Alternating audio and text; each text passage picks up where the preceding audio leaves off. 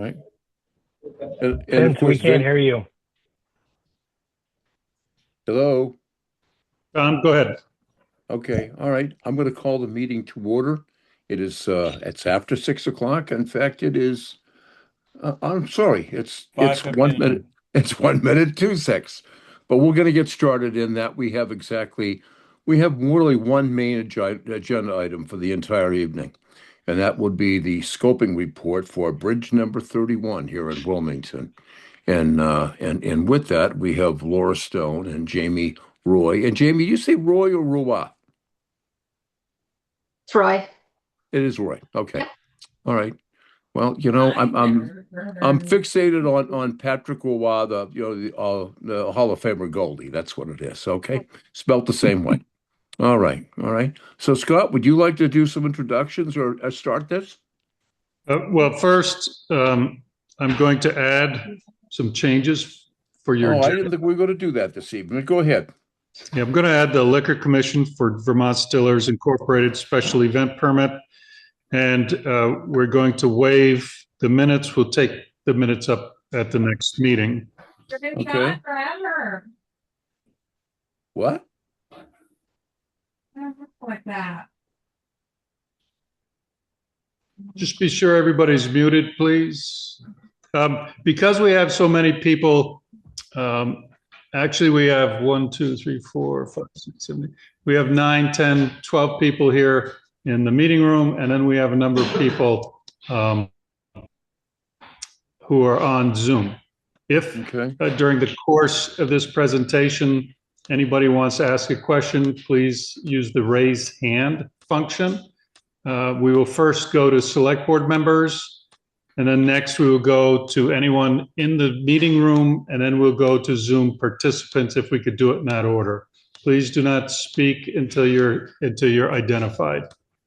At this point, we have, as Tom said, we have Laura Stone and Jamie Roy and also Nina Turlow from VHB and the state of Vermont. Laura Stone is from the state of Vermont Agency of Transportation, and I think I will turn it over to Laura at this time.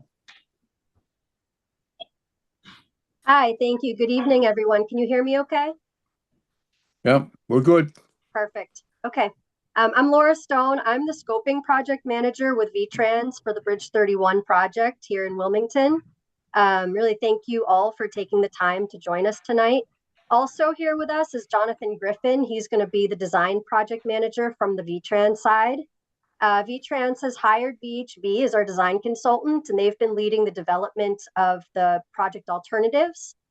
Joining us is Nina and Jamie from VHB, who will walk us through the alternatives and the findings. I'm really here tonight to help facilitate the meeting and capture and answer your questions and comments. And with that, I'll turn it over to Jamie to begin the presentation. Thanks, Laura. I'm going to attempt to share my screen here.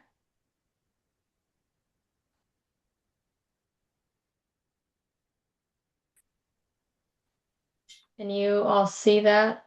Yes, ma'am. See nothing, but it's black. There you go.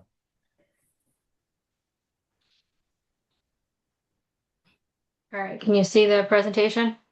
Yes, ma'am. All right, thank you. Well, thank you for having us, and we certainly appreciate that there was a Zoom option for this tonight because the weather did not cooperate for us.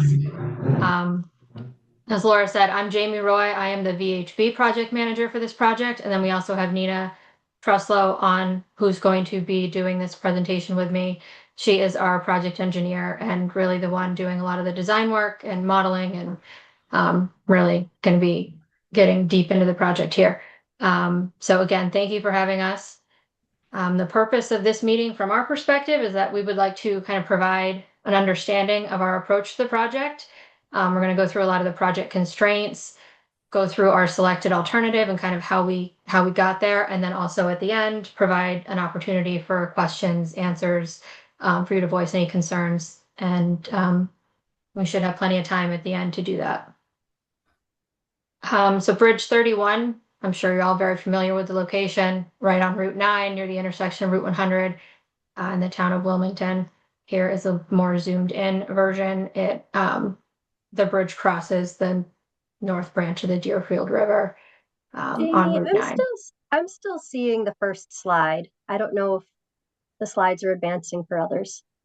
Oh, I'm sorry. I'm pushing them. Okay. Let me try something else here. That's weird. They're moving on my screen.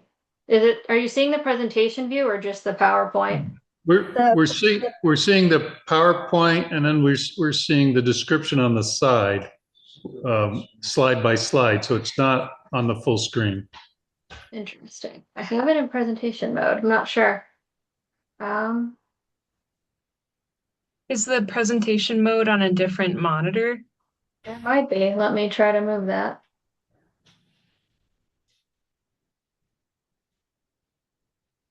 Sorry. Technical difficulties.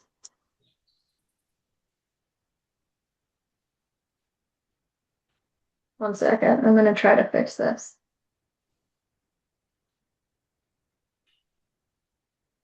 Now it's probably too far. Hasn't changed here. Be good. All right. Can you see? Is it full screen yet? There you go. You've got it. Now I need to backtrack because I clicked the button too many times. So here is the location map. Sorry about that. I'm sure you're all very familiar with the bridge location. Here's a more zoomed in view. You can see that the bridge is very constrained on all four corners. It's in, the Wilmington downtown village, the historic district.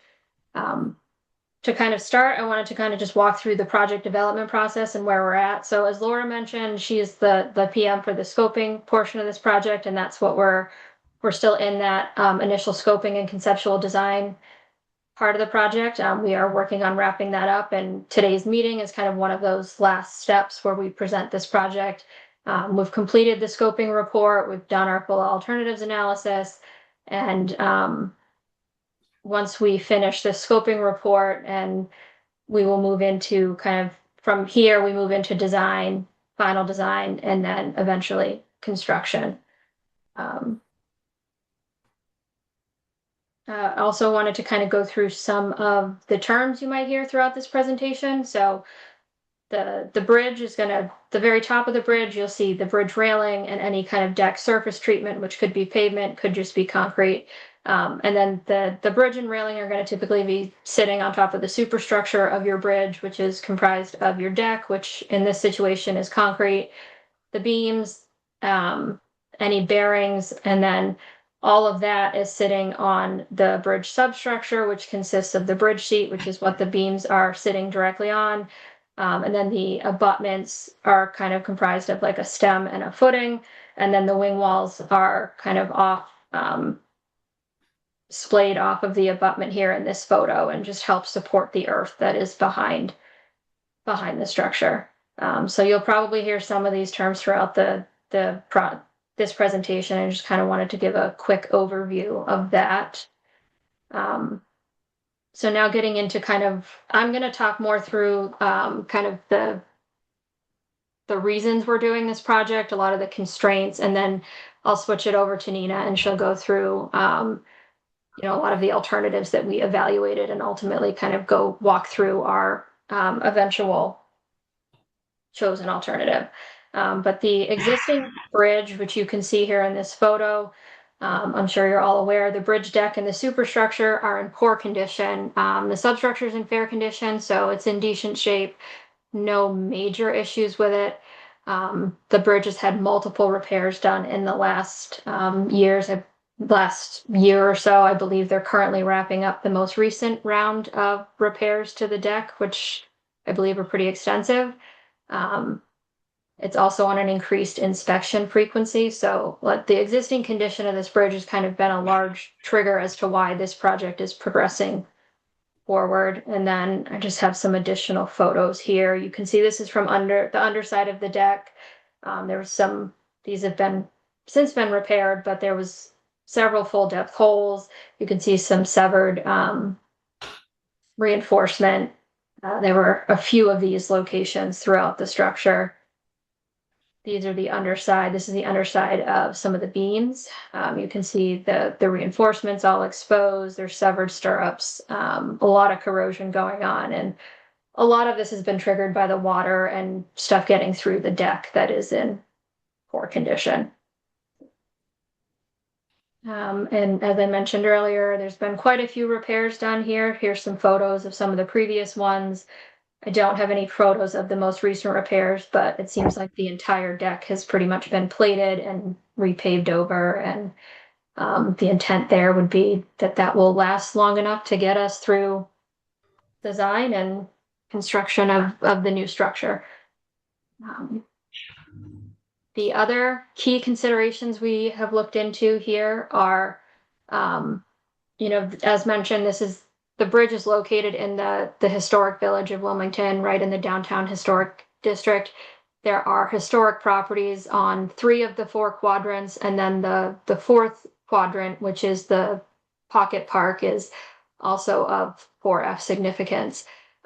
So the bridge itself is not historic, but because it does contribute to the historic district, so anything that we do here, we want to consider that and make sure.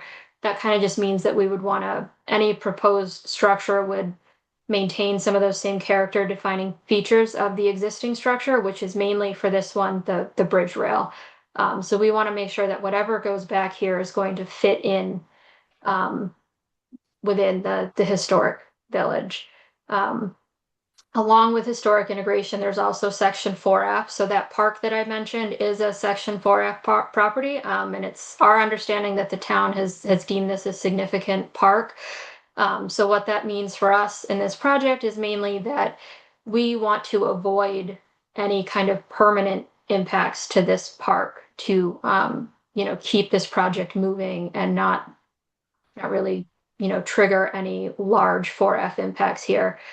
Given the site and how tight it is, there will likely be temporary impacts to this park, but the intent of anything we do would be to restore the park to its current condition and not have any permanent impacts or change of use to it. So that's kind of like a main consideration here as well.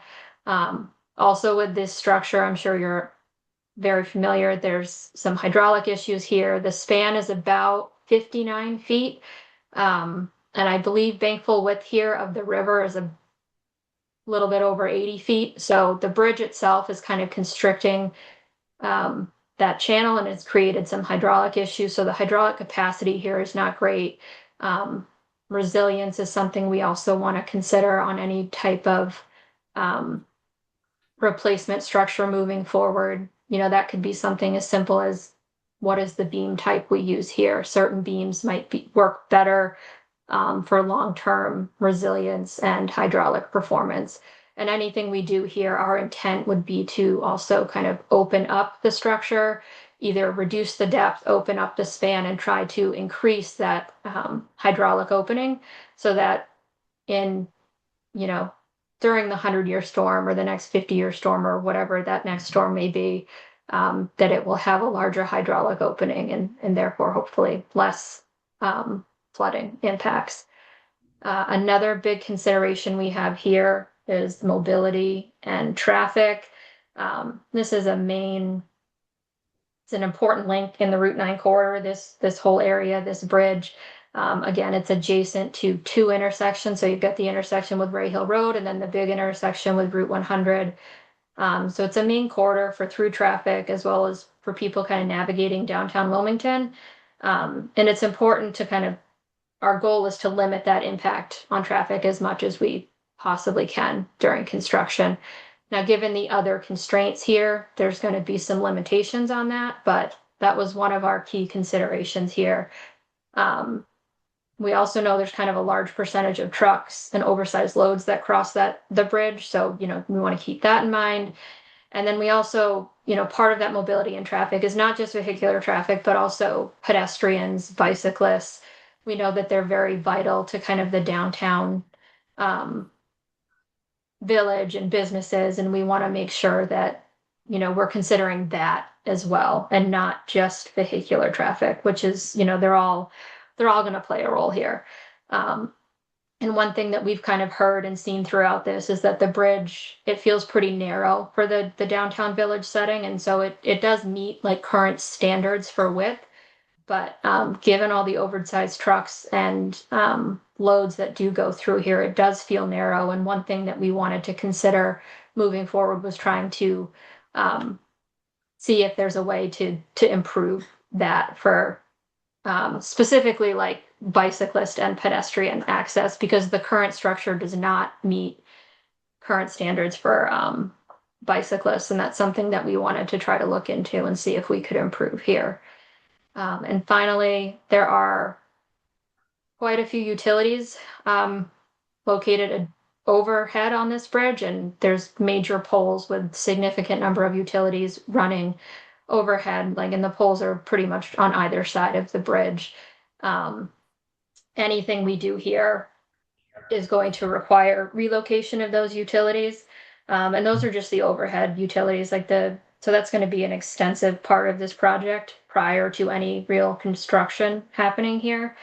And the bridge itself actually carries a water line and I believe communication lines. And so those will also have to be relocated during construction. And the plan would be those would be kind of like a temporary relocation and then eventually likely moved back to the whatever the final structure ends up being.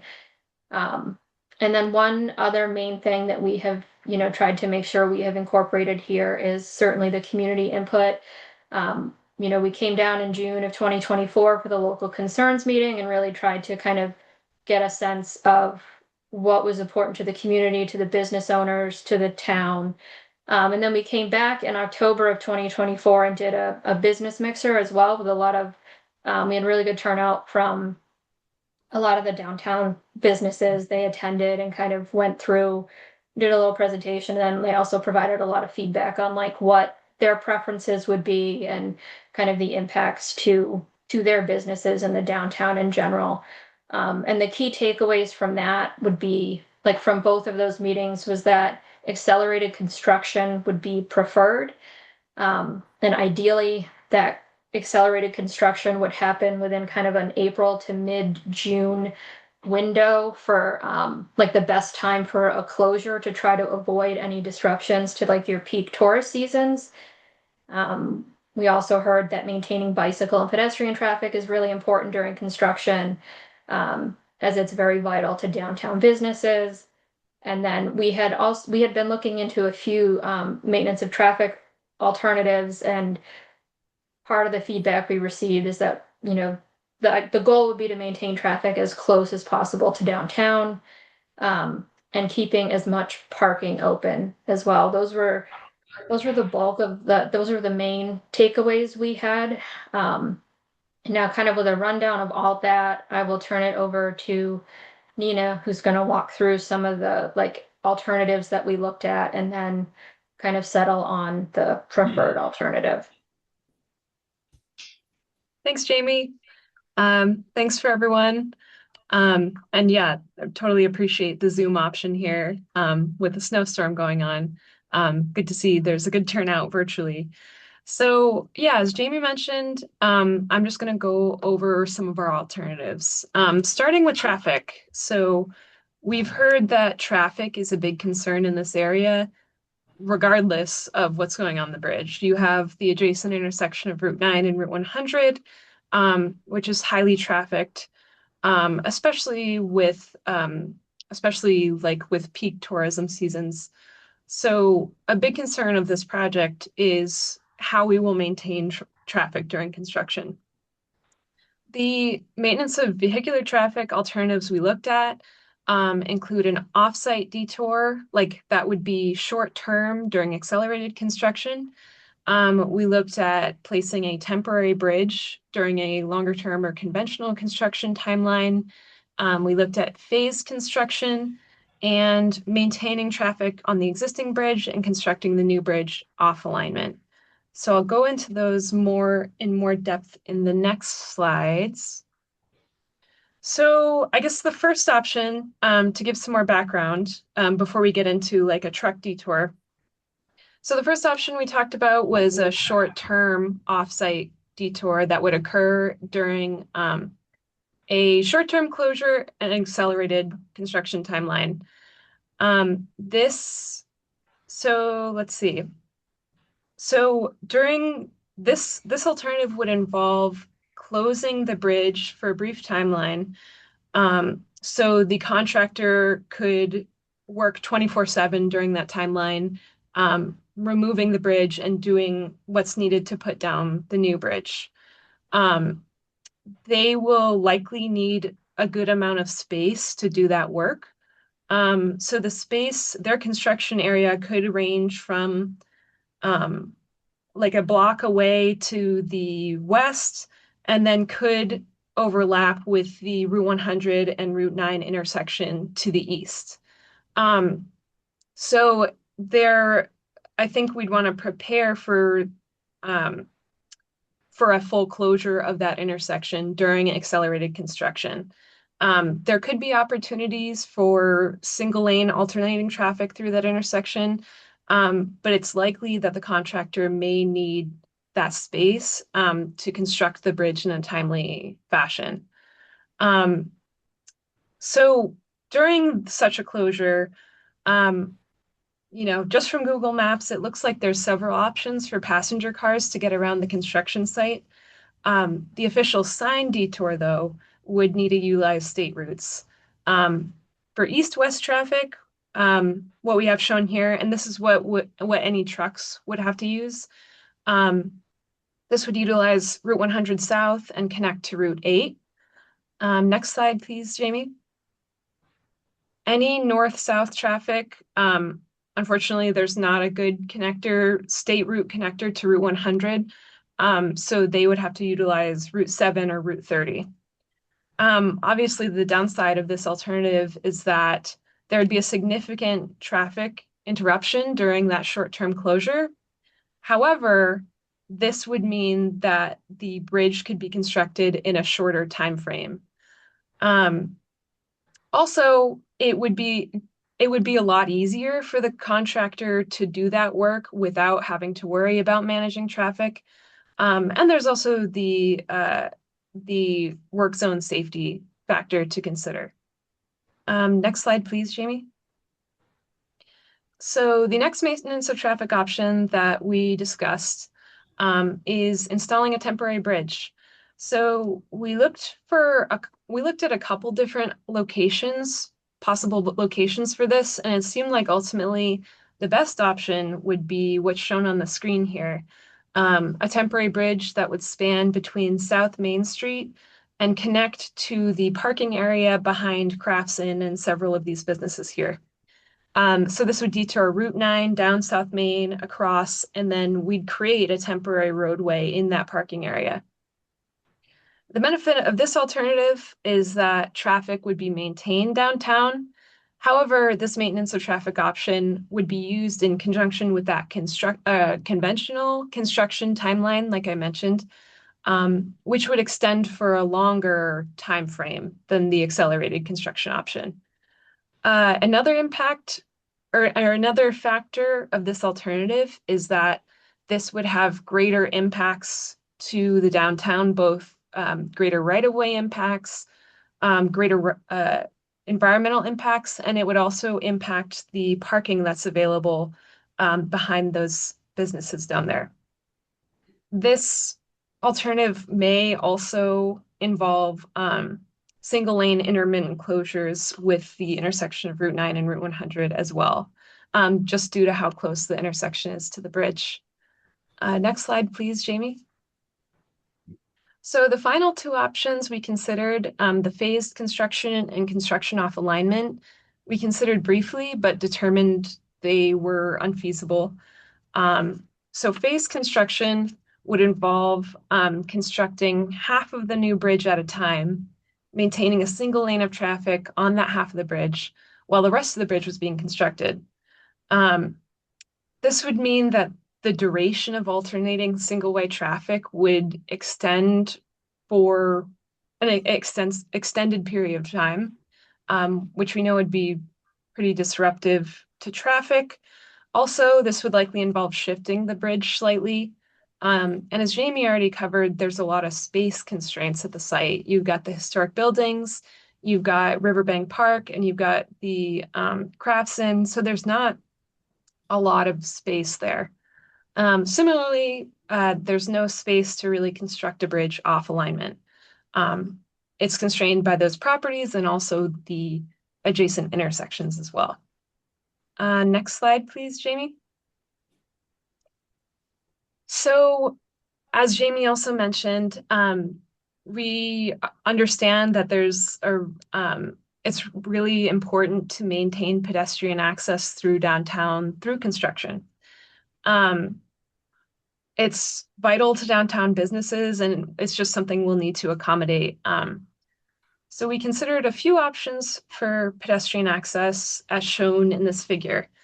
The first option, shown in pink, would be to construct a temporary pedestrian bridge right next to the existing bridge. This would temporarily span between Riverbank Park and the green space next to Crafts and the Molly Stark statue. This option has the benefit of not adding any time for a pedestrian to cross the river compared to the existing condition. There would be temporary impacts to the park spaces, but the contractor would be required to restore them after construction. The next option, option 2, is shown in blue here. This would utilize the existing Reardon's crossing. This option, so this existing bridge, it terminates in stairs at the Route 9 side. So we need to build a temporary ramp there. Also, as you can see, this pedestrian detour would be very long and probably inconvenient for pedestrians. So utilizing the existing infrastructure would save costs, but ultimately, having a detour of that length could deter visitors, honestly, just because of how long the pedestrian walk would be. And then the third option we considered is shown in green here. And this would go along with the temporary highway bridge option. So if we did the conventional construction with the temporary bridge, that temporary highway bridge would have a sidewalk attached to it. So pedestrians could use that and connect to the existing businesses in that parking area. Next slide, please. So let's get into the actual alternatives considered for the bridge. In any scoping report, the first alternative considered is no action. In this case, we're able to rule that out right away. The bridge has needed multiple maintenance projects, as Jamie mentioned, including one that's occurring right now. If we do nothing, it's likely maintenance will be needed in another 5 years or within another 5 years, and so it's just not a sustainable option. The next option is to rehabilitate the existing bridge. This would involve removing the deck and superstructure, putting down a new deck and superstructure on the existing abutments. So this would have the alternative of improving like the structural deficiencies of the deck. However, since we wouldn't be adjusting the abutments, the hydraulic capacity of the bridge would remain about the same. And as we all know, like the hydraulic performance of this structure is a really important consideration because we want it to be a resilient structure that's ideally not going to get plugged with woody debris in a flood event. So yeah, that one kind of doesn't fully address what we're going for. Also, it would have an about 50-year design life based on the existing substructure conditions. The third alternative, replacing the bridge on alignment, it would address both the structural deficiencies and improve the hydraulic performance, as we would have the opportunity to reconstruct the abutments in a position that would allow more water to pass. And it's estimated that this would have about a 100-year design life. And then alternative 4, replace bridge off alignment. As I touched on before, the site is tightly constrained. And so we know that there's no there's no great place to put the bridge off alignment at this site.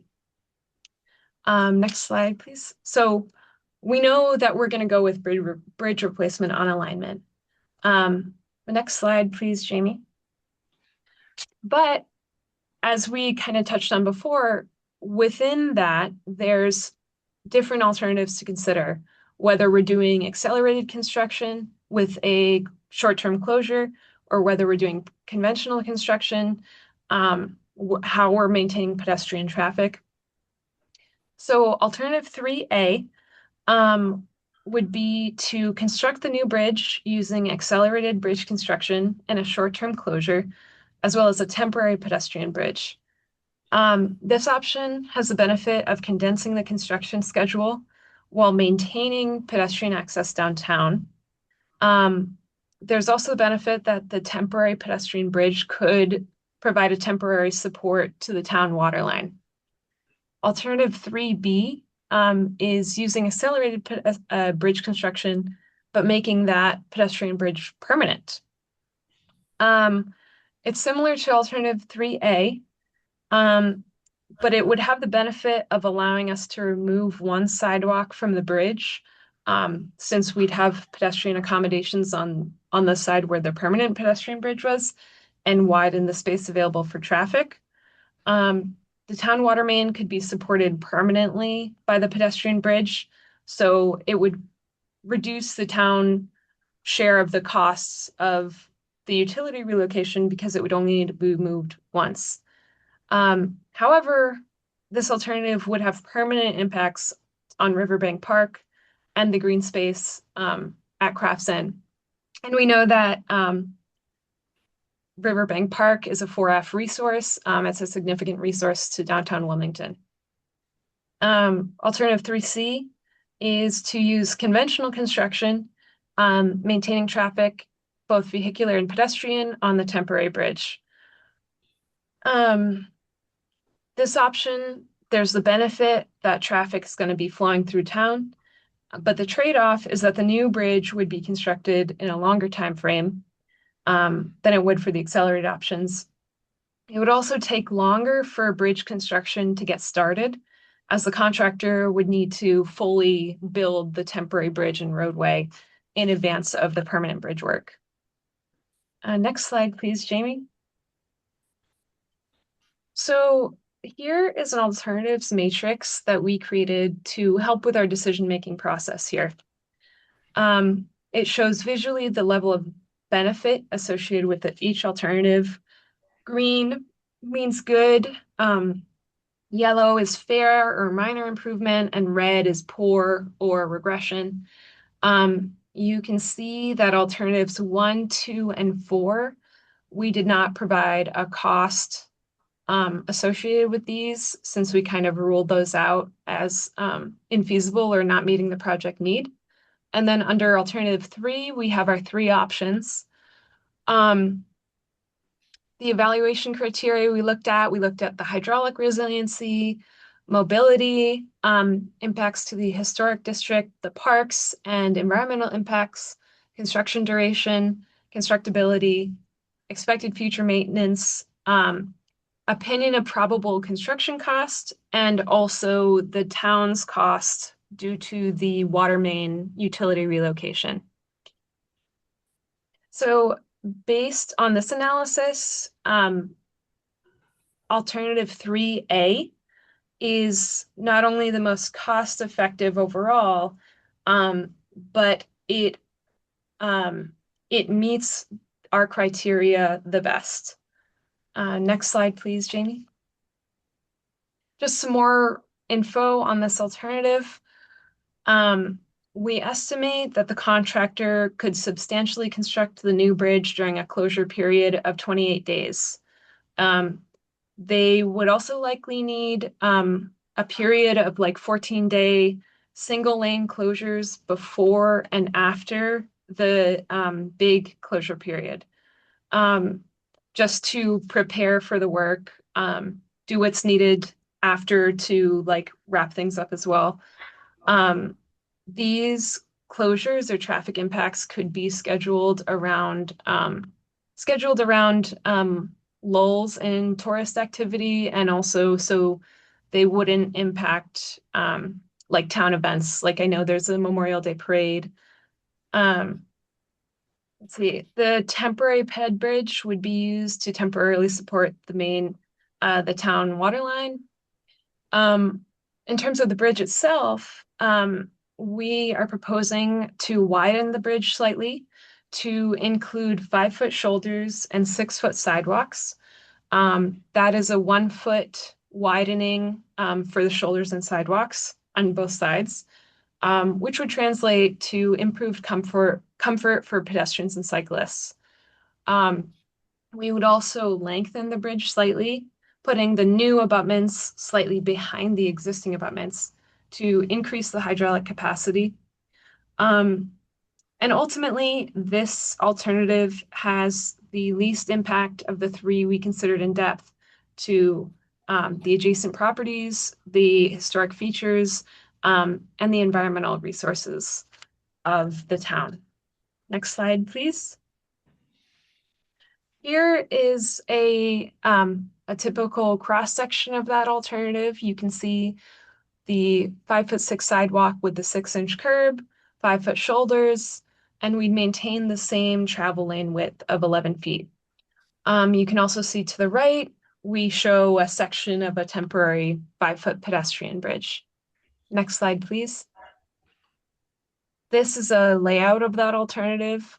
You can see how it kind of ties into the existing features and the approximate location of the temporary bridge. And again, the contractor would have to restore the parks on either side after construction was done. Next slide, please. So another thing to touch on here is the utility relocation effort. Like Jamie mentioned, there's a lot of utilities traveling across the bridge right now. So the bridge, so there's several, there's a ton of like air overhead utilities, but there's also the town water line and several communication conduits. And these will need to be relocated before bridge construction can begin, because bridge construction will involve like a lot of cranes and construction equipment that we can't have near those aerial lines.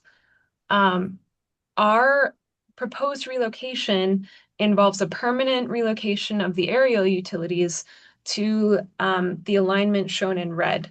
So this has the benefit of utilizing existing utility poles kind of along that parking area, and the utility lines would cross over the river to South Main Street, kind of near the library. The town-owned water line will need to be relocated during construction. It'll be most cost-effective to have it cross the river just downstream of the bridge, and we'll have it supported by the temporary pedestrian bridge. And then after construction, the water main would then be moved onto the new roadway bridge. And again, that utility relocation work would need to begin prior to any bridge work. So we'd be looking at probably a full construction season in advance of the bridge work. Next slide, please, Jamie. Here's an estimated schedule we have. So after our scoping report is completed, we're looking at jumping into our design kind of immediately in 2026. So we're looking at utility relocation, perhaps beginning in the later half of 2028, and bridge construction beginning during fiscal year 2029. Next slide, please.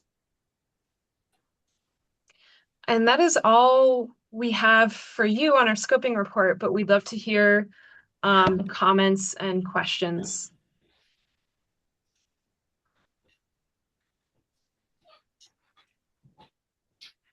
Tom, would the select board like to ask questions first?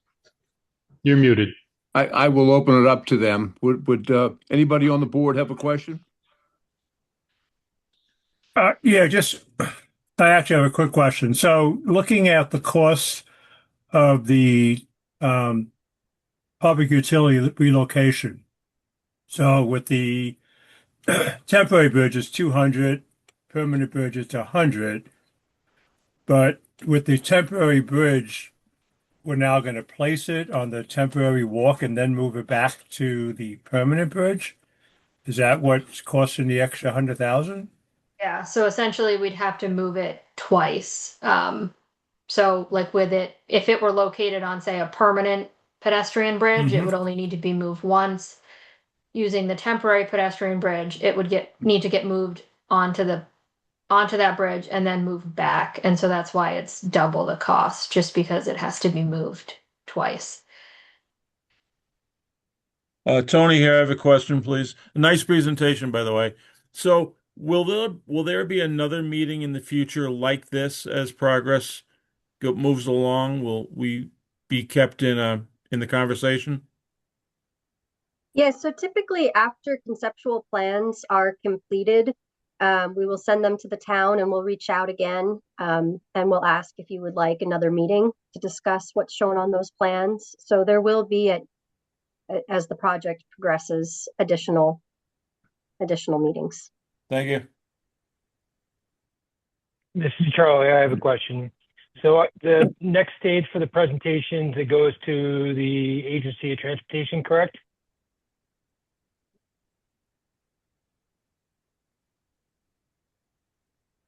Can you hear me? Sorry, what was your question? So the next part of the presentation is that it goes to the Agency of Transportation? So the next part of this presentation is just the Q&A session. So both VHB and VTrans will be covering this section. I guess my question is more of when does the state make the decision on, do you make a recommendation on 3A? When does the state review this proposal? So the state has reviewed this proposal, and this alternative that we've selected has gotten our management's approval of scope.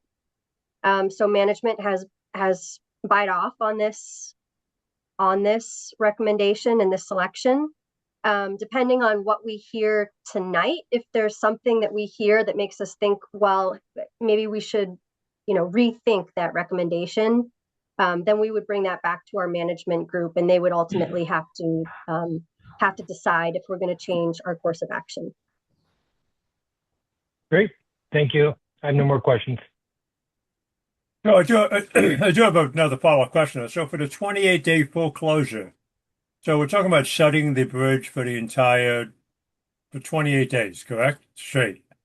Yeah, that would include like the demo of the existing structure and then construction of the proposed bridge.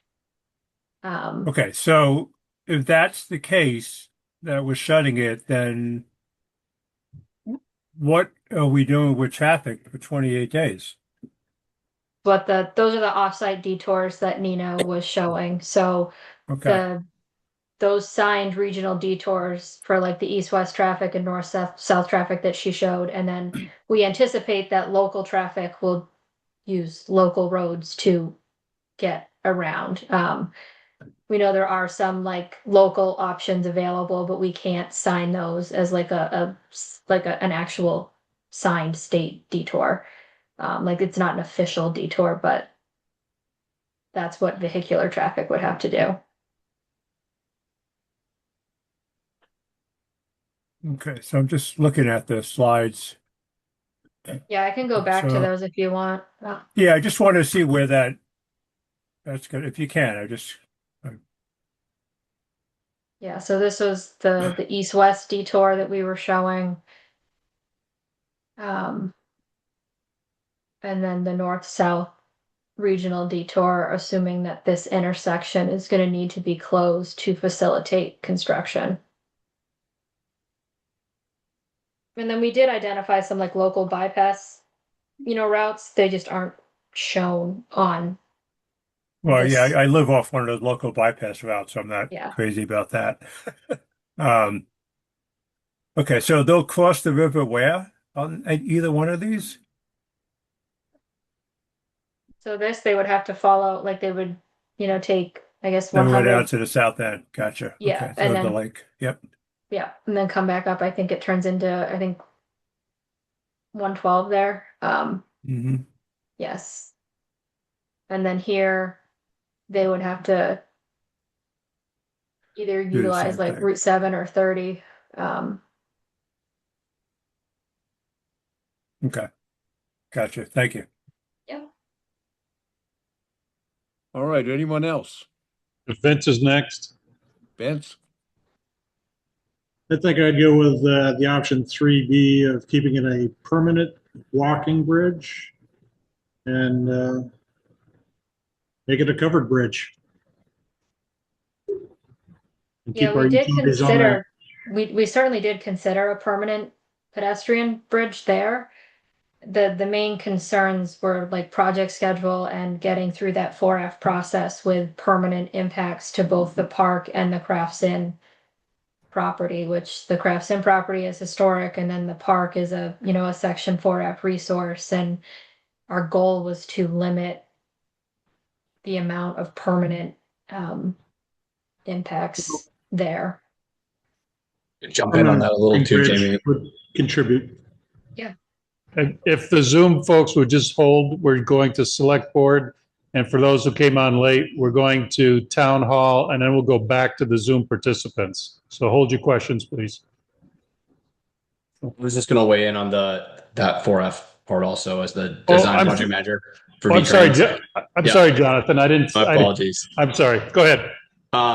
So one of the 4F rules requires that because we're using federal money, we're not allowed to take any adverse effects on a 4F property if there are prudent and viable other alternatives. So that trigger to go from a permanent impact to a temporary impact is a pretty high bar from the 4F perspective to maintain eligibility for the federal funds for this project.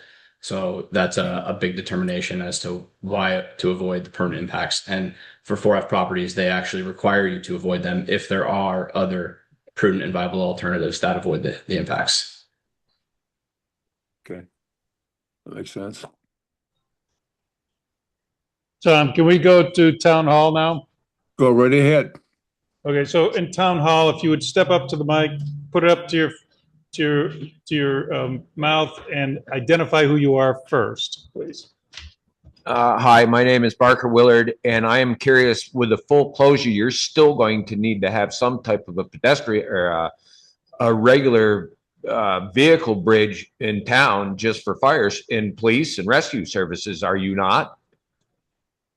Well, we would likely do a lot of coordination ahead of time with them, and they would, I mean, there have been accommodations on other projects, I believe, where, ambulances, fire trucks can be parked on a certain side of the bridge, or there would need to be a lot of coordination with fire and police and also schools as well. Yep. Also mutual aid. Yep. From other towns. What was that? Say that again, Laura. Other towns have used mutual aid from abutting towns during closure situations like this. But there is a lot of coordination that happens between us and emergency services. And you're saying that option 3C is the one that best suits the state's preferred method? 3A. 3A, and that was the complete closure, right? For 28 Yes. days. So that's kind of a conflict in time. They're showing almost a year and a half on the construction deadline, but now we're talking 28 days times 2 between the 14 plus and after. So well, keep in mind that the 14 days is on either side of the actual construction and closure. So during the 14 days, there'll be a single lane open on both sides of the construction.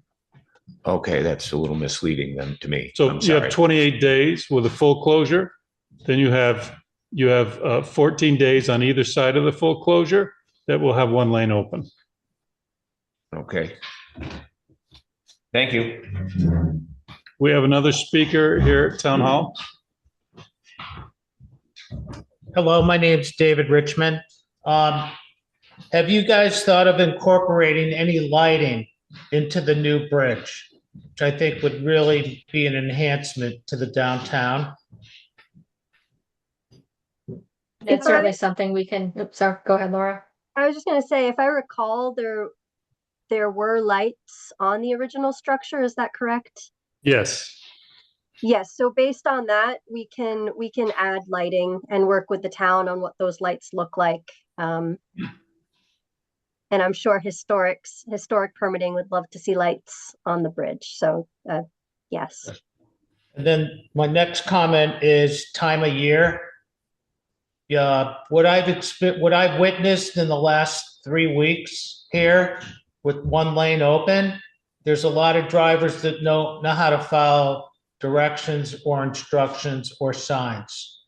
So one of the things that I would recommend, if you go to the one lane, that we have a police officer down there to manage the traffic, which has been absolutely insane the last few weeks. And just to make sure people follow the rules, okay?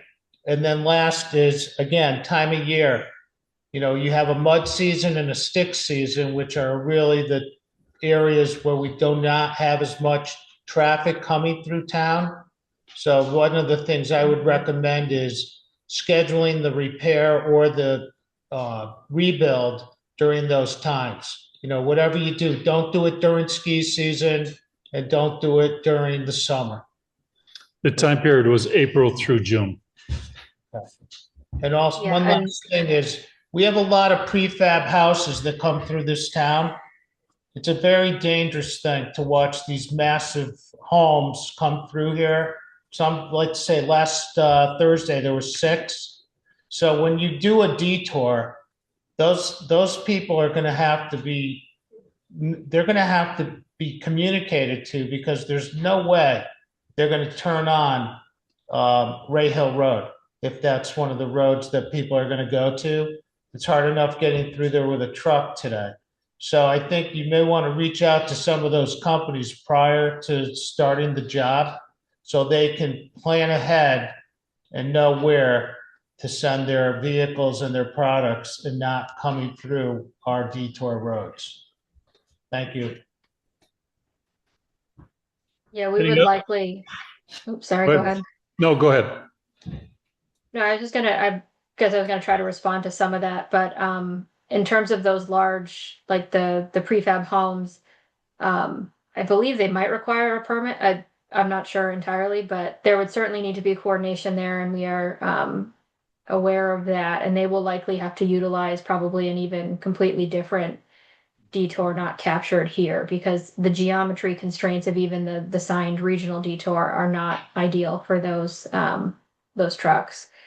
And in terms of time of year, I think in terms of the closure, at least, like we're trying to aim for that to be between Memorial Day and the 4th of July, with any lead up work happening before and after, and, you know, trying to keep as much of that in the April to June timeframe. But we are, you know, this is Vermont, and we're also kind of limited with materials and weather, unfortunately, as well. So we will do our best to keep it in that like April to June timeframe. And we're also looking at ways to build some of the substructure ahead of time for the proposed bridge that could likely, you know, some of that maybe can be done in stick season potentially, or depending on what we use for the substructures there. But we are certainly taking all of that into account. Thank you, Jamie. Tom, we're going to go and ask Jessica to help us with the Zoom participants. Go right ahead. Go right ahead. All right, so you've got Samantha first. Hello. I was curious. I wanted to thank you, Jonathan, for clarifying the issue with Riverbank Park. I do think it would be really nice to have a permanent pedestrian bridge. So I am just curious if, or I guess why that was potentially an option that you guys had looked at, if you would not be able to use federal funding for it. Is there some sort of way around that? Is that why it was potentially an option? A lot of that hinges on whether or not that park is significant. And so like throughout the project, and throughout coordination with the town. It's my understanding that, like, I think the town kind of determines whether or not that structure, or whether or not, sorry, that park is significant. And it's our understanding, based on communication with the town, that that park is a significant park. And then that's kind of what triggers a lot of those 4F impacts, and why we didn't necessarily make that determination in the beginning, because we weren't at the time sure whether or not that park was significant. And the 4F process is also subjective in that you can have an adverse effect, and then you have to defend it and document why it's the only viable and prudent alternative. And then with that adverse effect, it goes through different levels of federal review. There's one at the Vermont Divisional Office of Federal Highway, and there's another one in Washington, D.C. And some of these can take a very, very long time. I'm working on a project in Bellows Falls that we've been waiting for almost 24 months for that Vermont division, not Vermont, the Washington, D.C. division office to render their opinion on a 4F impact. So based on experience, we try to avoid 4F impacts whenever possible. Thank you. I appreciate the clarification. And next you have Jack Widness. Thank you. Thank you for coming. It was a very informative meeting. The question I had relates to that slide that you had with the different circles, the red, the blue, or green and yellow. So my comments and then my question from this is a very nice simplistic way, but colors are often not a single value. And I just wondered if you'd done anything like a scale, a Likert, to add these up. And my questions are related to who decided on the colors? Who made these decisions? Was this the state? Or, for instance, did the select board also have an opportunity to look at this and shade their own colors or make their own decisions on this? I suspect that a lot of this is driven by the dollars that are below that are indicated, implied in the colors. And I just wondered about that. So who made the decisions here, and was the local authorities consulted in terms of what was the best option? I mean, the color scheme was something that we've used and done in the past. So that was, I guess, a VHB determination there. And just a typical color scheme we've done before. But certainly all of the community input and feedback we had received was incorporated into, like, is this a so-called green, yellow, or red impact, depending on what we're, what we're looking at here. For something like hydraulic resiliency, for example, like if we don't do anything to the structure, there's no improvement, right? So that's why we left that one red. For the alternative threes, like all of those are green, because all of those would improve the hydraulic performance here and the hydraulic resiliency. So that's kind of, we just kind of weighted them against each other.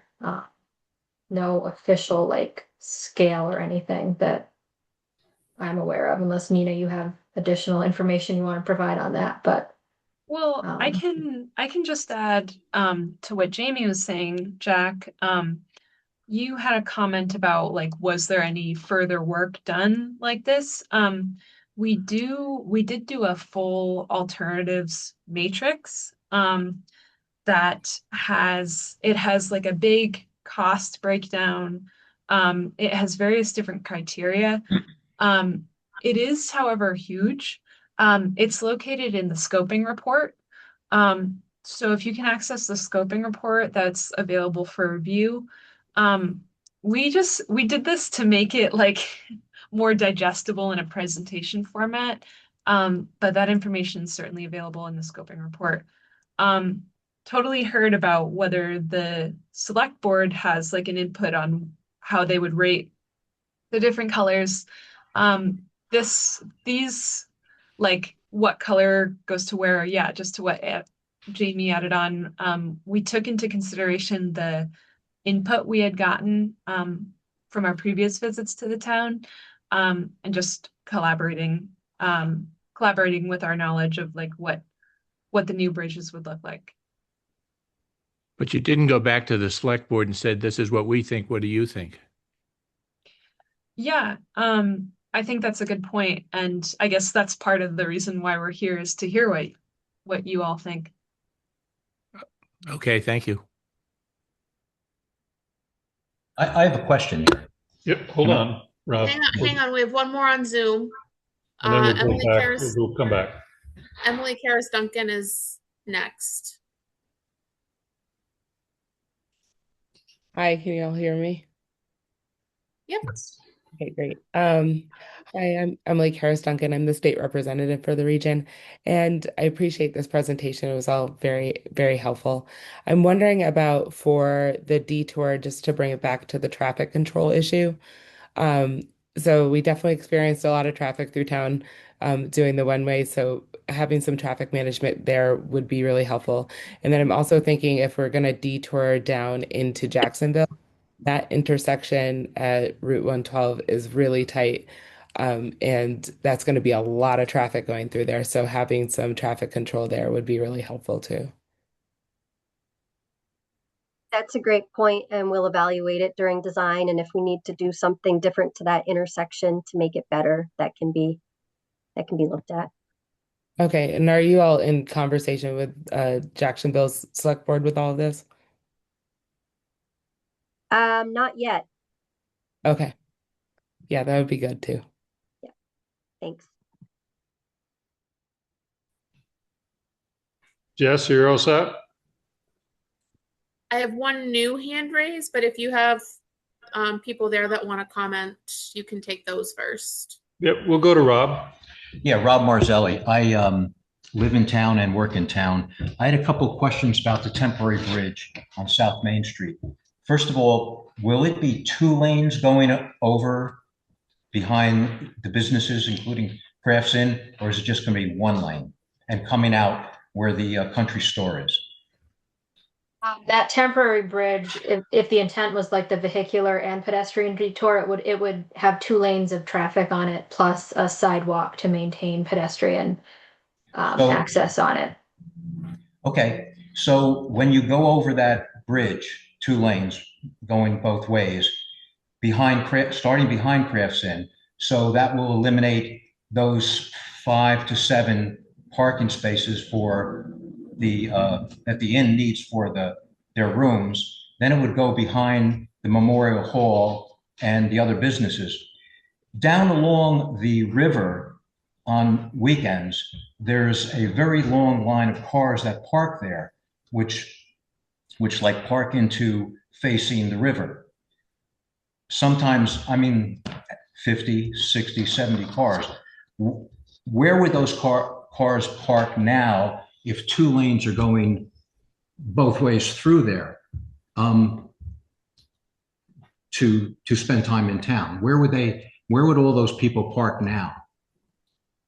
Right. That was something we considered, and that's one of the reasons why we ultimately, one of the many reasons why we ruled out that temporary vehicular and pedestrian bridge. When we're talking about a temporary bridge right now for the selected alternative, that is just the pedestrian bridge located kind of adjacent to the existing structure. So that temporary vehicular bridge was kind of one of the options we looked at for maintaining vehicular and pedestrian traffic, but we ultimately did not select it because of parking issues, because there would still be some geometric issues there, like large trucks would not likely be able to make some of those turns, so they would still need to use a regional detour. And it just, there were quite a few, more right-of-way impacts, all sorts of things there as to why we ruled that option out. I don't know if that, had we gone that way, we certainly would have tried to find additional parking as part of the project, but I guess I don't have a good answer to that part of it just because we didn't progress that any further. So in other words, I understand being able to pass people back and forth, but at the same time, it will take away from a lot of parking for those stores, that are there. There's nowhere to go. They're not recommending this now. Right, we're not We're not going to recommending build that that. bridge. So this temporary bridge is not one of the options? The temporary That's bridge is a correct. pedestrian bridge only. That's It's correct. just pedestrian? Yeah. Oh, We looked okay. at several different options, but like that Okay, particular yeah. one you're talking about, we ruled that out. Okay. Mhm. That was pretty much it. I'm fine. We have one more. We have John Lozelle. Okay. Good evening, John Lozelle. Just I want to make sure I understood it correctly. You were going to the the wires above ground, the utility lines are going to have to be moved to South Main and then cross to behind Crafts Inn. Is that correct? It's what we're showing as kind of like a possible solution right now. As we, as we move out of scoping and into to design, there will be a lot more additional utility coordination and outreach with all the various utility companies done to come up with like what that will look like. That is kind of a solution we have come up with right now, but it could look different than that. Yeah, I just I'll say what everybody's thinking. I know trying to get these utility people, if you wanted that to happen in 2029, you would have had to start a year ago to get them to move wires. We've got a project from here to Brattleboro, probably almost 5 years ago. The old poles and old wires are still there. And another issue that I can see a concern of having the power lines behind Crafts Inn, that whole parking lot floods on a regular basis. The last time I think was July in 2024, where there was pretty substantial erosion back there. And you have ice in the past, we've had ice jams. So, I mean, that would have to be taken into consideration, having utility poles back there that would, there could be a lot of damage to them potentially. Okay. Yeah, we can certainly take that into consideration. Thank you. That's good information. Thank you. Back to you, Jess. We've got Carol Boyce. Hi, thanks. I think this is a really helpful presentation, so thanks. I didn't have time to go really through the scoping report because we had a little trouble accessing it, but two questions. One, I think it'd be really helpful if we had the roadmap of the local traffic, because I think, I mean, I don't know if this is something the state probably doesn't deal with, but definitely for the project, we're going to have dealings with on Wrights Road, Stowe Hill Road, Ray Hill Road, or Ponda Road, all of which, are dirt and, have a lot of issues with speeding and that kind of thing. So that's one thing, just to see the map of where you think people might be going. I don't know if that's maybe a town thing to do, but more importantly, I guess for the VHB people is, you probably did this, but I'm wondering about the modeling of the hydraulics. You talk about resiliency. And, we've all seen Hurricane Irene, that water coming over the top of that bridge. And that's just 15 years ago, whatever it was, 13 years ago. So, the question is, I'm assuming you updated, but, we've got to prepare for the worst then for this bridge.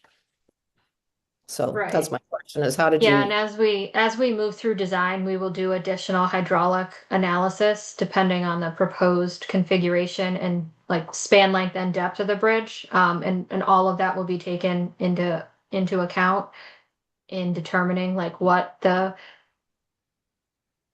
hydraulic performance will be here. It will be improved. But given all of the constraints at this site, it's certainly, I mean, we don't have final numbers yet. That'll happen through design, but it's likely that there could still be some impacts here moving forward, just because we can only open the bridge up so much because you've got dots and you've got then what is it, the other cask and kiln building right there on that other corner. So there's really only so much we can do here in order to like open up the span. But our goal is to open that up as much as we can, decrease the depth of the structure as much as we can to really open up, to provide more room for water to get through. And I think opening up the abutments at least will help. The bridge will not be the pinch point anymore moving forward. So that will help. And in terms of the local bypass that we were talking about, we didn't include it in this report, but it is in our scoping report. It's in the appendices. And I think you all have had trouble accessing those, but that's something we could certainly send separately if you want to see what those look like. Yes, if you could send those, that would be great. Yeah. Yeah, I think just posting them on our website would be helpful directly, because Jessica had to email them to me, so I didn't get it till 2 days ago, so. Thank you. Yep. Okay.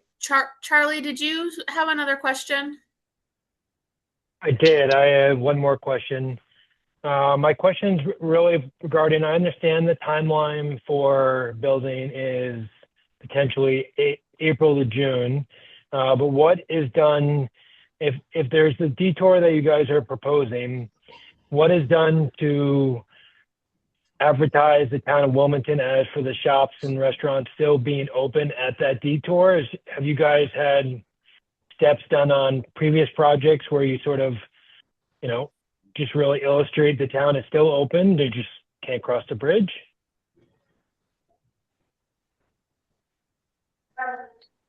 So that one.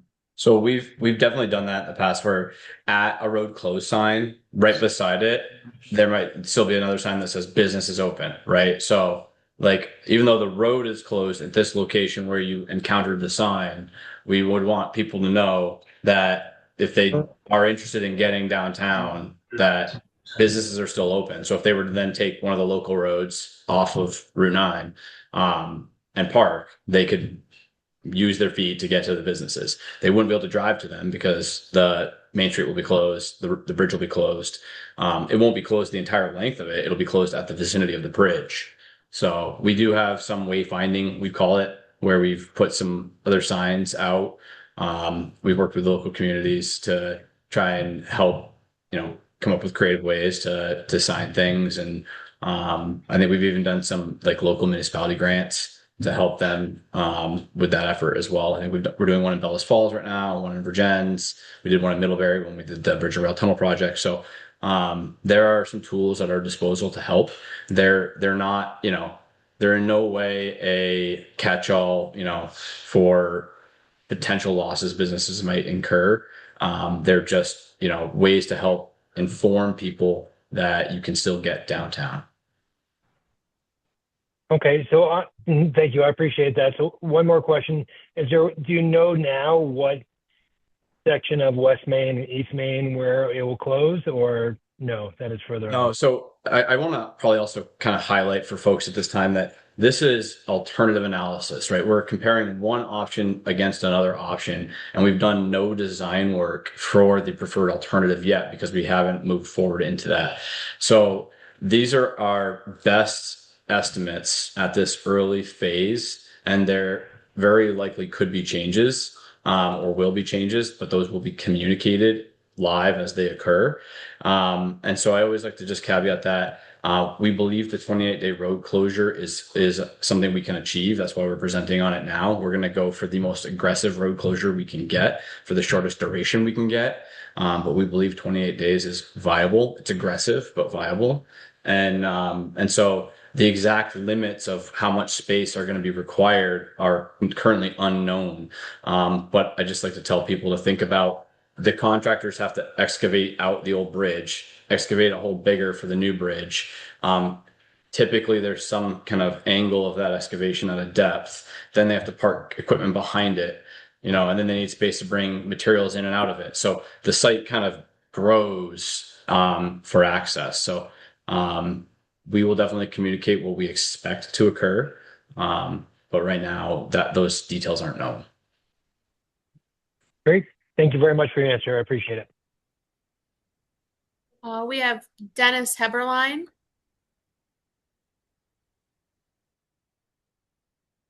Okay, I just had to unmute. Thank you for the presentation. It is very helpful. 2 comments. If you create a permanent pedestrian bridge, that would enable you to widen the traffic lane. And one of the biggest problems is vehicles traveling eastbound, when they make the left to go north on 100, get caught on a short left-hand turn arrow, and they wind up backing traffic up. So if you were to do a permanent pedestrian bridge, all right, you could possibly widen and put a left-hand turn lane in there. Has that been considered? Yes, when we looked into that option, that did include widening the bridge and adding a left turn lane there for that purpose. And it did, there's certainly a lot more information on that in our scoping report, but it did improve things there. I guess one thing to note, like we did do traffic analysis here.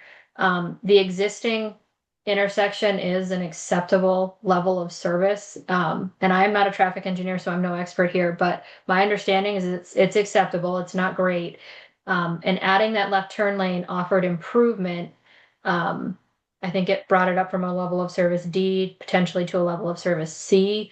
But most of that improvement is seen during weekends during your winter heavy traffic season. And it didn't with the added we did look at that, yes. And it did offer some benefit, but really not a significant benefit to progress that option.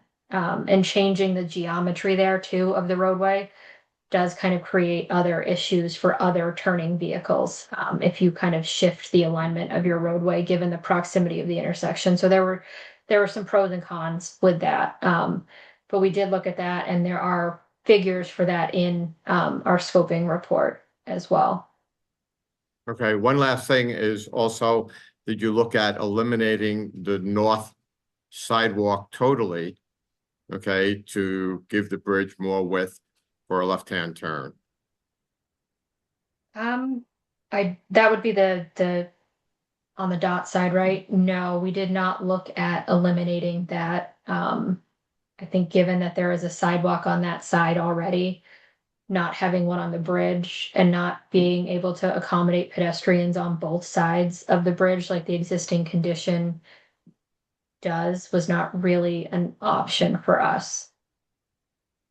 Okay, for and this project. on your diagram where you did a cross section of the bridge, you're indicating 6-foot sidewalks. The sidewalks there right now are lucky they're 3 foot wide.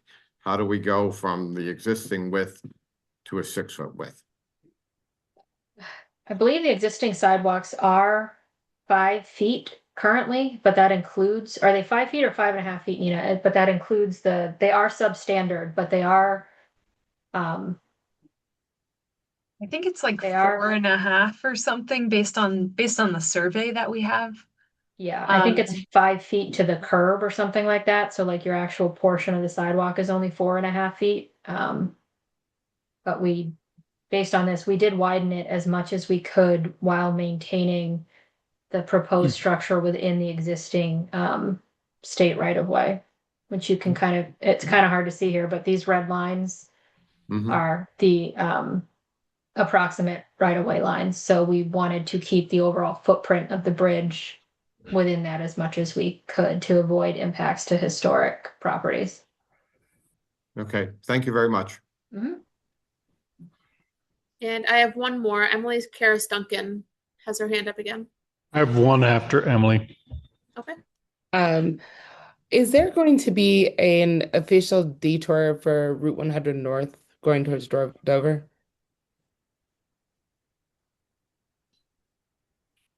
Yes, one of the things we looked at here was a north-south detour for Route 100 because it's likely that this intersection will need to be closed during portions of construction, at least the closure period. So we would be looking at like an east-west detour and then also a north-south detour for 100. Okay, thanks. Are you going? Yeah. Go. Do I hit anything or just talk? Just talk. Barker Willard again. On the design of the bridge, I'm curious, with more of a concrete girder system underneath, is that going to lessen the depth of the overall bridge between the deck and the bottom of it? Is there options to have a smooth underneath to help the flow? So just in case I'm just thinking a couple different things. One is you just made it wider. You said, I'm not sure how much more because I don't know what the original one is.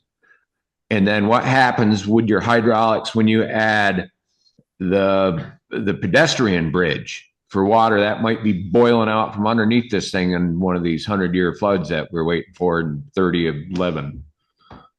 Yeah, the temporary bridge will need to be considered, but it will likely be some sort of prefabricated truss system that should be fairly shallow. And, the bottom of that structure, while we don't have this fully laid out yet, would likely be above the existing bottom of the current structure. And, so like the pedestrian bridge would likely not be the pinch point, but my understanding is that if the pedestrian bridge is there for a long enough period of time, you do need to consider it for your like hydraulic evaluation. But this is just a temporary structure. And then in terms of the permanent bridge, yes, the options for the structure types that we looked at here, really, given the span length and and the accelerated nature of this project, the options here were the concrete, the precast, pre-stressed concrete beams we're showing here, and also a similar configuration with steel girders with a cast in place concrete deck on top. They kind of come as like a unit. And both of those decrease the overall depth of the structure to improve your hydraulic performance. And our thought process here is that these concrete beams offer a smoother bottom than a steel girder. Like the steel girder would be shaped kind of like an eye, and that would be our concern was that those would catch debris even more than the concrete beams that we are showing. There aren't a lot of options here that would be just given the span length that we're at, that would be just like a completely smooth bottom that we could use here. Is what about maintaining the same width and length of everything if you're going to be narrowing the deck, the deck depth? Right. And that's only going to buy us so much, right? Like, because the current roadway overtops for certain storm conditions, and we're trying to reduce that as much as we can. And also, in an ideal situation, we would provide what's called freeboard over that, design flood elevation.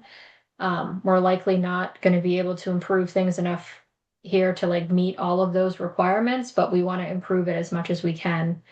And in order to do that, it would require both decreasing the depth of the structure and increasing the length of it, the span. The span would be kind of, from in the orientation of like Route 9, like from Dots to the park, essentially, like opening that up as much as we can for water to flow through.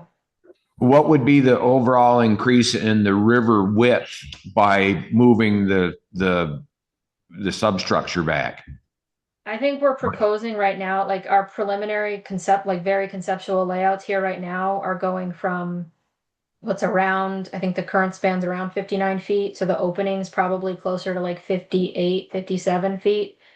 We're looking at trying to get closer to 70, maybe a little more than that, but we're very constrained by, we're not going to set these abutments back behind the existing channel walls. Like this portion of the river is also very channelized, right? So like, we're not going to really be opening it up any more than what those current walls are doing. But the abutment, the substructure on the park and Route 100 side of the bridge, that juts out significantly into the river.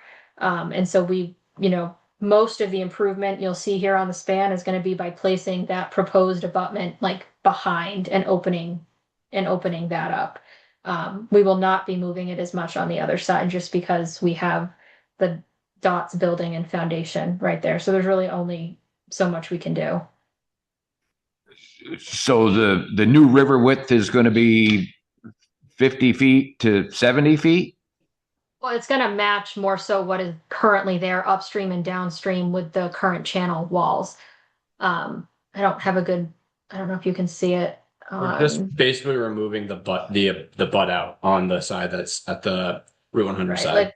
And you can kind of see it here in this picture, how this substructure juts out into the river. And you can see the channel walls upstream and downstream, and those exist kind of on both sides. And so we will be largely matching what that existing channel width is, both upstream and downstream of the bridge. So the more the center of town of substructure is really the only one that's going to get moved closer towards the center of the center of the village.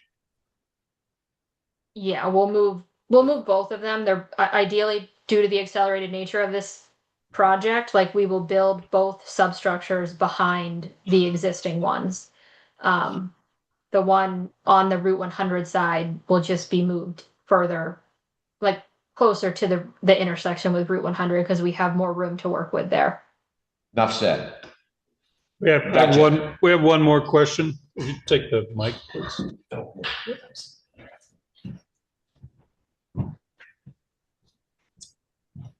Brian Lynch, thanks for the presentation. I think this is very well done. I appreciate the transparency.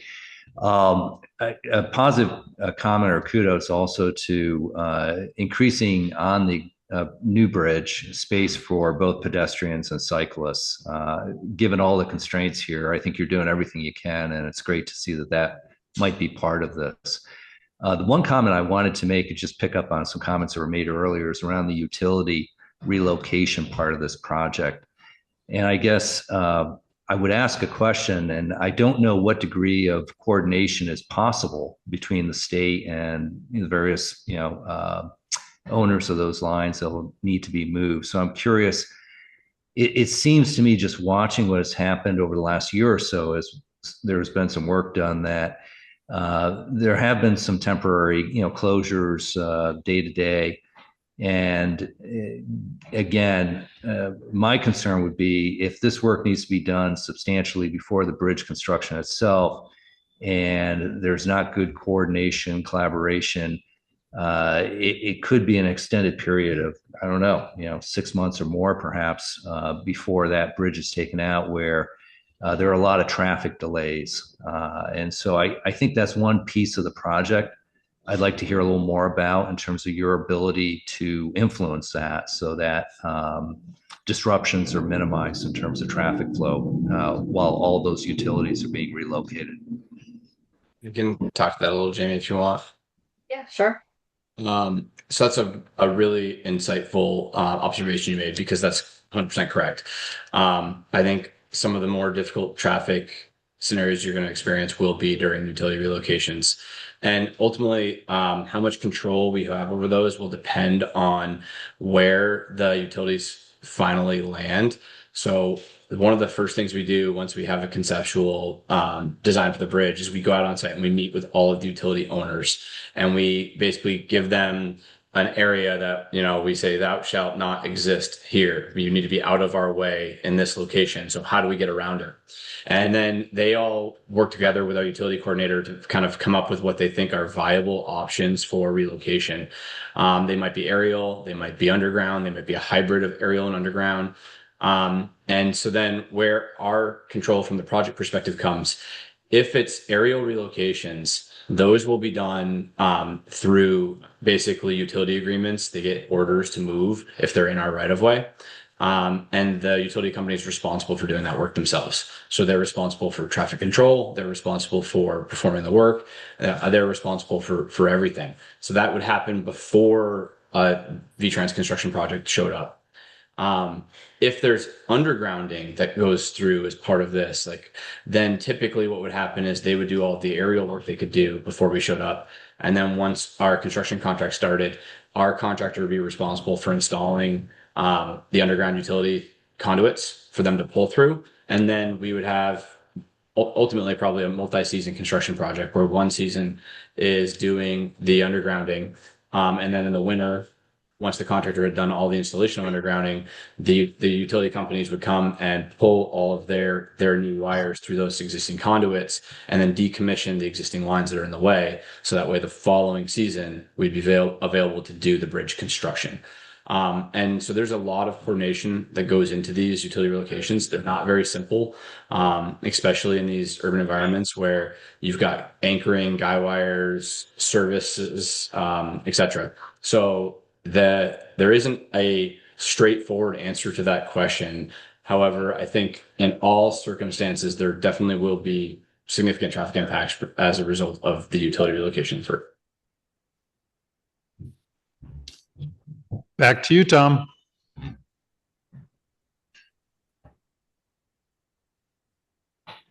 So do we have anybody, any else that wants to make a comment before we continue on with the meeting? I do not have any more hands up on Zoom. All right, no more hands. So if that's the case, we're going to proceed. We're going to go into the Liquor Commission. All right. I'm going to make a motion. We're going to go into the Liquor Commission. We have a second. Second. All right, we have motion and a second to go in the Liquor Commission. All those in favor say aye. Aye. Aye. Aye. Scott? We're in the Liquor Commission. I'd just like to thank Laura, Jamie, Jonathan, and Nina, and we will see you soon. Thank you. Thank you very much. Thank you, folks. Thank you. Thank you, guys. Appreciate it. Thank you. The Select Board to possibly approve a special event permit for an event at Rock River Restorations at 31 West Main Street. You know it as the Fashion Plate. On December the 13th, 2025, from 2:30 to 5:30 p.m., catered by Vermont Distillers. And something that has been checked already by the chief?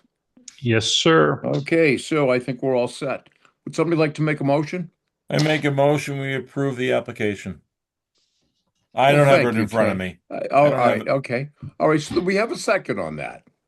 I'll second the motion. Second. All right, so we have a motion and we have a second. All those in favor, say aye. Aye. Aye. Aye. Opposed? Motion carries. Scott? Under other business or correspondence, perhaps a discussion about the town report dedication is timely. All right. This is something we do every year, except remember, we don't have to have someone to dedicate it to. We don't need to do that. But does anybody have any ideas? Anybody have any recommendations? Whatever. Can anyone think of anyone? Anyone?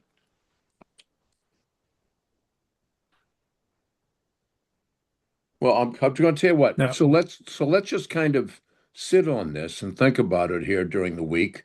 And any type of recommendation anyone may have can email it to Scott, and we can all consider it one way or the other. All right. I hate to say it, we're running out of people. All right. But either way, so Scott, let's table that here for now, and we will get back to you with a nominee. How's that? Yep. Send any suggestions my way or Jessica's way. Okay. Select Board member comments. I have none. I'm good. I'm good. I'm good. But everyone's good tonight, huh? All right, Scott, how about the town manager update? Just to let you know, we're still hiring for town positions. Now, the police department is hiring for a police officer and is still doing interviews. And I think they may have some backgrounds going on, or they will shortly. Under highway, we have a heavy equipment operator with a CDL and laborer. It was advertised, interviewed, and that is completed. We hired Mr. David Dix, who will start next week. He's from Whitingham area.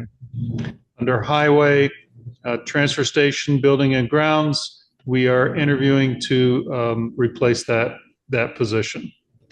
And we want to thank Peter Saladino very much for his work. We heard from bridge number 31. There are, just to remind everyone, the Southern Vermont Deerfield Valley Chamber of Commerce, the 2025 Chamber Gala is Thursday, December 11th at 5:30 p.m. It is being held at the Hermitage Inn, 25 Handle Road in West Dover. Tickets are on sale until 4 p.m. on Friday. This Friday, you can still get a ticket if you'd like to go. I believe Charlie is probably going. Yep. I have one reminder, Scott. You all select board members got an invite to the annual luncheon, and I've only heard from a couple of you, so make sure you RSVP. If you need the invite again, let me know. Is that you RSVPing? Yes, Tom? Yeah, there you go. Yeah. Okay. I will as well. Okay. Okay, Tony. Yeah, I think I already said Jessica I would not be able to attend, so sorry. Okay.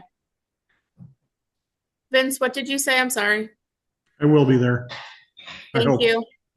Please remind me of the date. The 18th at noon. Thank you. It's a Thursday. Okay. Put it in the calendar. Thought that was the 19th. No, the 19th is your budget meeting. I thought it was right. No, I guess not. Okay. We're doing the budget meeting first and then doing the. No, you're doing the budget moved meeting it. on the 19th because we moved it. So the 18th. The 18th is lunch. Good God. Good God. I'll We send had a a- reminder out. Today we held a Zoom meeting for GPI construction with Hodgman Engineering and Crafts In. This is on the flood proofing project and logistics, and we'll be holding a site meeting next Tuesday at 10, so we can talk with Crafts In and GPI on logistics there. So we're moving forward on the flood proofing project. Service line inventory, currently Chris Lavoie and John Lazelle are talking with MSK, or will be shortly, on a grant on additional work on the service line inventory, which there are a number of unknown lines that evidently we have to justify. And there is a grant out there on a first come, first served basis. And we will try to determine whether or not we will qualify and what that might entail. Currently, I am waiting to hear back from KAS Consulting on the transfer station. And just to remind you, this is based on something called a NOx, N-O-X, that has to do with a no exposure certification, which we have to have in place by mid-January. So KAS Consulting is working on that, and they are waiting for a response back from the state. And that's all I have for you tonight. All right. So anybody have anything else for the good of Wilmington? None being seen, I will entertain a motion to adjourn. Move to adjourn. Motion to adjourn. All right. A second. Thank you. I thought it worked out pretty well tonight. All right. All right. So Thank you, Scott. all those in favor say aye. Thank you, Jessica. Aye. Aye. We are adjourned, folks. Thank you all. All right. Thank Good you. night. Good night.